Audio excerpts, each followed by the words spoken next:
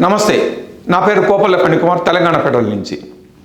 Cockroach Janata party neat పరీక్షల విధానానికి వ్యతిరేకంగా చేస్తున్నటువంటి దేశవ్యాప్త ఉద్యమం ప్రొజెక్ట్ చేయటంలో మెయిన్ మీడియా భయపడిందా? బొద్దింకల ఉద్యమాన్ని హైలైట్ చేయటంలో దేశంలో ఉన్నటువంటి ప్రధాన పత్రికలు, దినపత్రికలు, మేనేజ్మెంట్లన్నీ భయపడ్డాయా?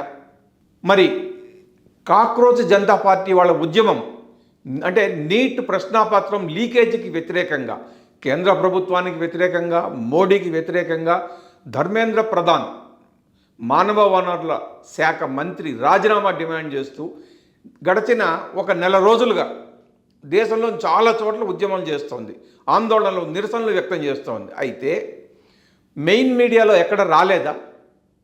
కేవలం సిజేపి, కాక్రోచ్ జనతా పార్టీ ఉద్యమం లేదా వాళ్ళకు మద్దతుగా చేస్తున్నటువంటి విద్యార్థుల ఆందోళనలు, నిరసనలు కూడా దేశవ్యాప్తంగా ఇంత హైలైట్ అవ్వడానికి కారణం కేవలం సోషల్ మీడియా మాత్రమేనా? సోషల్ మీడియా లేకపోతే సిజేపి లేదా వాళ్ళకు మద్దతుగా విద్యార్థి సంఘాలు చేస్తున్న ఆందోళనలు దేశవ్యాప్తం అయ్యేవి కాదా? మెయిన్ మీడియా ఎందుకు భయపడింది? మోడీకి భయపడే సిజేపి లేదా వాళ్ళ అనుబంధ సంఘాల చేస్తున్నటువంటి నిరసనలు, ఆందోళనలను పెద్దగా పట్టించుకోలేదా?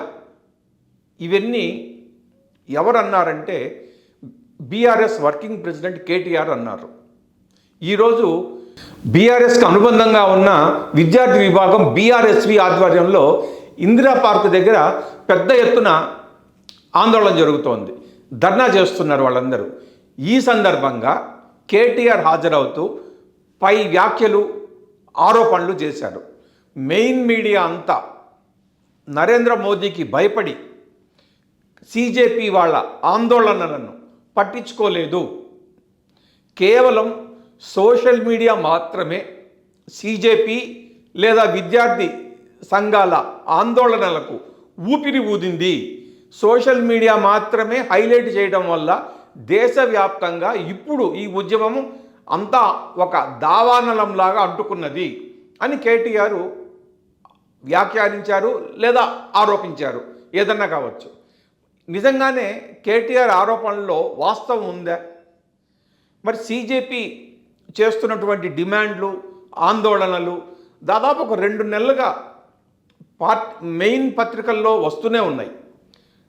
ఉత్తరాది పత్రికలు, ఉత్తరాది మేనేజ్మెంట్లు ఏం చేస్తున్నాయో తెలియదు, కానీ దక్షిణాదిలో మాత్రం సిజేపి చేస్తున్నటువంటి డిమాండ్లకు, అంటే వాళ్ళు చేస్తున్నది డిమాండ్ ప్రధానంగా ధర్మేంద్ర ప్రధాన్ రాజీనామాను కోరుతూ ఆందోళన చేస్తున్నారు.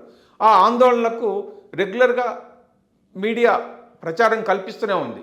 కాకపోతే ఇప్పుడు ఉన్నటువంటి పరిస్థితుల్లో మెయిన్ మీడియాను సోషల్ మీడియా 100కు 1000% డామినేట్ చేస్తోంది. కాబట్టి కాక్రోచ్ జనతా పార్టీ వాళ్ళ డిమాండ్లు కావచ్చు, వాళ్ళకు మద్దతుగా విద్యార్థులు చేస్తున్న ఆందోళనలు కావచ్చు, సోషల్ మీడియాలో పుంఖానుపుంఖాలుగా కనబడుతోంది.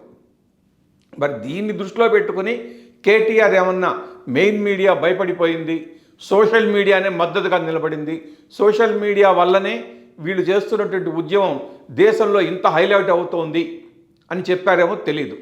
అయితే ఇక్కడ గమనించాల్సింది ఏంటంటే నీట్ ప్రశ్నాపత్రం లీకేజీ తర్వాత మొదలైన గొడవలకి ఇప్పటి వరకు బీఆర్ఎస్వి వాళ్ళు ఎక్కడ ఒక ప్రకటన కూడా చేయలేదు. దాదాపు 2 నెలల పైనుంచి ఆందోళనలు జరుగుతుంటే దేశంలోని వివిధ ప్రాంతాల్లో బీఆర్ఎస్ ఎక్కడ మాట్లాడలేదు. హైదరాబాద్లో కూడా కాక్రోచ్ జనతా పార్టీ కార్యకర్తలు లేదా వాళ్ళకు మద్దతుగా విద్యార్థి సంఘాలు ఇన్ని గోల్ చేశాయి, 2-3 సార్లు భారీ ఎత్తున ఆందోళనలు చేశాయి. అప్పుడు కూడా బీఆర్ఎస్వి ఎక్కడ మాట్లాడలేదు, రోడ్ల మీదకి రాలేదు వాళ్ళు. మరి ఈరోజు బీఆర్ఎస్వి ఆధ్వర్యంలో జరిగినటువంటి ఆందోళనకు కేటీఆర్ హాజరై మాట్లాడుతూ మెయిన్ మీడియా భయపడింది, సోషల్ మీడియానే వాళ్ళకు మద్దతుగా నిలబడింది, సోషల్ మీడియానే ఊపిరి ఊదింది అని చెప్పడంలో అర్థమేమిటో మరి తెలియటం లేదు. Thank you.